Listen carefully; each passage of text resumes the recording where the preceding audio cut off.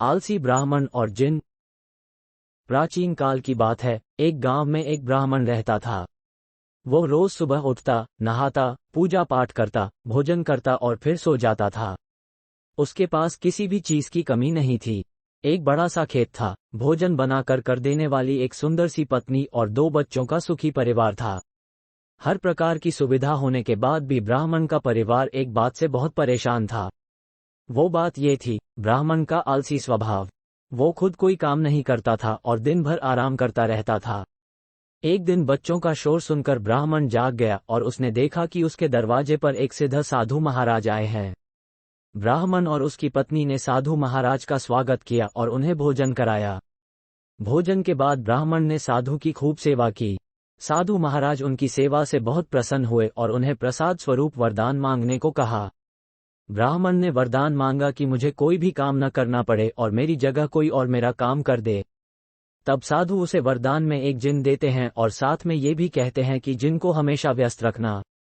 अगर उसे काम नहीं दिया तो वो तुम्हें खा जाएगा। वरदान पाकर ब्राह्मण मन ही मन बहुत खुश हुआ और साधु को आदर के साथ विदा किया। साधु महाराज के जाते ही वहां एक जिन प्रकट हुआ।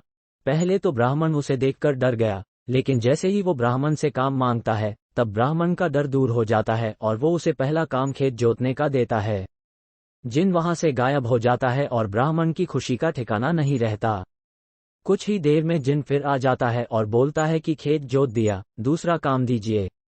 ब्राह्मण सोचता है कि इतना बड़ा खेत इसने इतनी जल्दी कैसे जोत दिया। ब्राह्मण इतना सोच ही रहा था कि जिन बोलता है कि जल्दी जे काम बताओ, मैं ज्यादा देर खाली नहीं बैठ सकता, नहीं तो मैं आपको खा जाऊंगा। ब्राह्मण डर जाता है और बोलता है कि जाकर खेतों में सिंचाई करो। जिन फिर वहां से गायब हो जाता है और थोड़ी ही देर में फिर आ जाता है। जिन आकर बोलता है कि खेतों की सिंचाई हो गई, अब अगला काम बताइए। ब्राह्मण धीरे धीरे जिन को बहुत सारे काम बताता जाता है और जिन चुटकियों में काम पूरा कर देता है। ब्राह्मण की पत्नी यह सब देख रही थी और अपने पति के आलसीपन पर चिंता करने लगी। शाम होने के पहले ही जिन सभी काम कर देता था। सब काम करने के बाद जिन ब्राह्मण के पास आ जाता और बोलता कि अगला काम बताइए, नहीं तो मैं आपको खा जाऊंगा। अब ब्राह्मण के पास कोई भी काम नहीं बचा जो उसे करने के लिए कह सके। उसे चिंता होने लगी है और वो बहुत डर जाता है।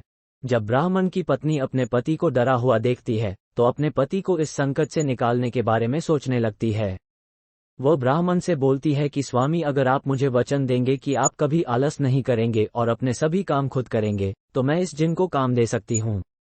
इस पर ब्राह्मण सोचता है कि पता नहीं ये क्या काम देगी। अपनी जान बचाने के लिए ब्राह्मण अपनी पत्नी को वचन दे देता है। इसके बाद ब्राह्मण की पत्नी जिन से बोलती है कि हमारे यहाँ एक कुत्ता है, तुम जाकर उसकी पूंछ पूरी सीधी कर दो। याद रखना, उसकी पूंछ एकदम सीधी होनी चाहिए।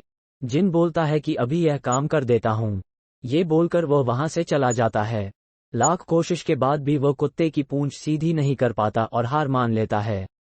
हार कर जिन ब्राह्मण के यहाँ से चला जाता है। उस दिन के बाद से ब्राह्मण अपने आलस को छोड़कर सभी काम करने लगता है और उसका परिवार खुशी खुशी रहने लगता है। अतः इस कहानी से हमें ये सीख मिल है कि हमें कभी आलस नहीं करना चाहिए।